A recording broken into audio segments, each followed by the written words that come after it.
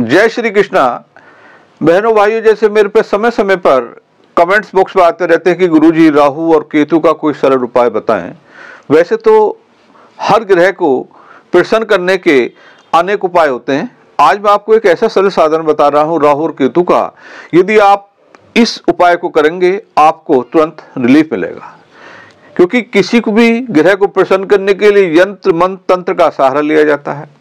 आपको एक इंडिकेशन बता दूं, जब राहु की दशा चलती है तो जातक के कोई ऐसा रोग भी होने का भय बना रहता है जिसे कि डॉक्टर सही डायग्नोज नहीं कर पाते। जितने भी जादू मंत्र टोने टोटके या ब्लैक मैजिक होते हैं उन पर राहु का विशेष रोल होता है। कहते हैं कि जब हम डॉक्टर के पास पहले जाते थे, अब तो क्या टेस्ट ही बताते हैं कि वो केवल हमारे जो बॉडी के सिम्टम्स होते थे उससे रोग पता लगा लेते थे। इसी तरीके से यदि एक किसी आप अच्छे एस्ट्रोलॉजर के पास जाएंगे और आप अपनी परेशानी बताएंगे कि वो उसको ज्ञान हो जाता है कि किस ग्रह के द्वारा ये हो रहा है।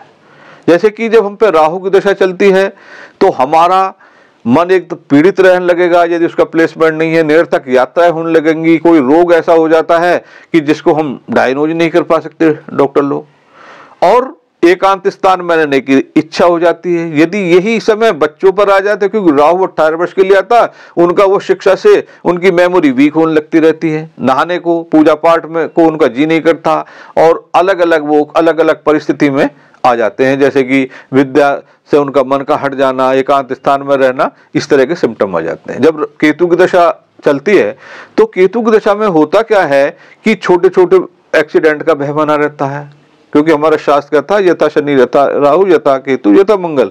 केतु मंगल जैसे की होने की वजह से, क्योंकि केतु एक हम पाप ग्रह में से आते हैं तो बार बार चोट लगना, बॉडी में से ब्लड निकल जाना, भूमि संबंध विवाद हो जाना, या हमें धोखे मिलने बार बार, ये केतु के रोल होते हैं। तो इनका सबसे सरल उपाय क्या है? एक तो यदि किसी की राहु की दशा चल रही है तो इसका जो मंत्र है ओम भ्राम भ्रीम भ्रोम सह राहवे नमः, इसका जाप अवश्य करें। इसका तरीका क्या होता है?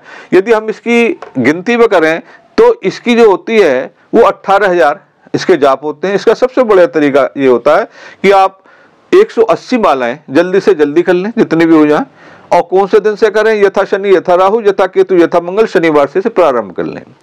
आप यदि एक माला डेली करेंगे, जब तक महादशा होगी अंतरदशा होगी, एक माला करते रहेंगे तो राहु महाराज आपसे प्रसन्न रहेंगे और आपकी जो परेशानी है राहु से संबंधित वो धीरे धीरे दूर होती चली जाएगी। दूसरा उपाय, एक नारियल लें जटायुक्त पानी वाला, सिंदूर ले आए, 10-20 रुपए का ला के रख लें जिससे चोला चढ़ता है, थोड़ा सा घी में घोल के रख लें, उस तिलक को लगा दें, पानी युक्त जो नारियल बता रहा हूं। दक्षिणा के रूप में सिक्के ले लें, जो भी आपको 10-20 रुपए जो देने हों, और जिस पर राहु की दशा चल रही है 7 बार उतारें एंटी क्लॉकवाइज, बहते पानी में छोड़ दें।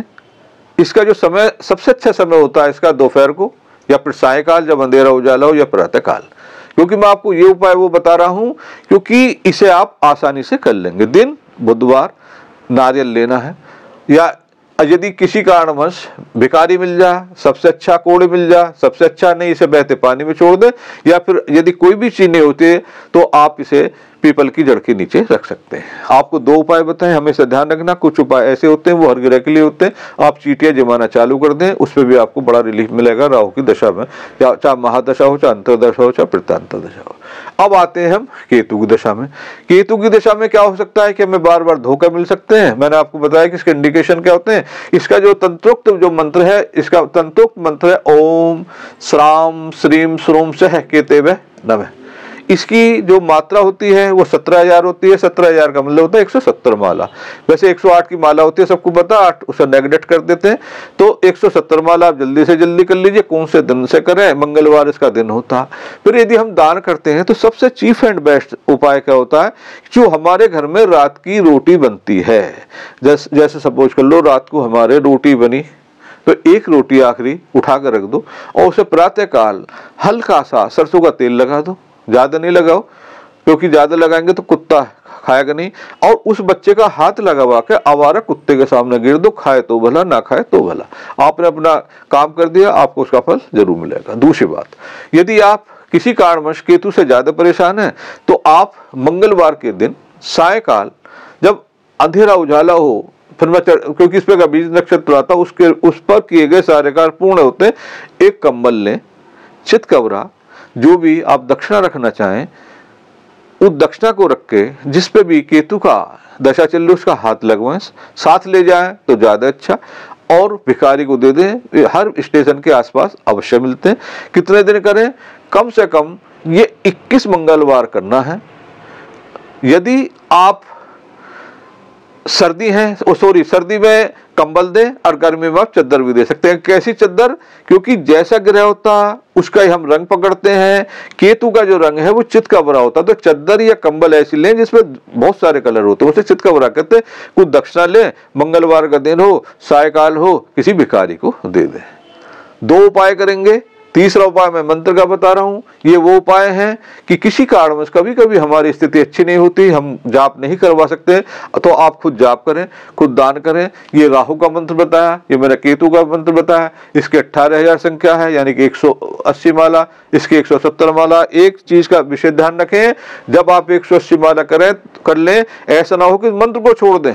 आप चाहे उंगली में 11 बेर करें, 21 बेर करें, 51 बेर करें, कभी कभी समय का अभाव हो जाता। कोशिश ये करें कि एक माला का जाप अवश्य करें। यदि आप किसी कारणवश संकल्प नहीं ले सकते तो आप मानसिक संकल्प लें कि हे प्रभु, मैं ये जाप अपने फलाने बेटे के लिए, अपने बेटी के लिए या स्वयं के लिए, उसके लिए कर रहा हूं या कर रही हूं। आपको अवश्य ही फायदा होगा। मिलते रहेंगे ऐसी ज्ञानवर्धक वीडियो के साथ। यदि आपको कोई मुझसे वीडियो बनवानी है किसी भी ग्रह के संबंधित या जाप के संबंध में, किसी रेमेडीज के, जरूर मेरे कमेंट्स बॉक्स में करें। जरूर मैं आपकी सहायता करूंगा और उसके सही रेमेडीज बताऊंगा। जय श्री कृष्ण भगवान की।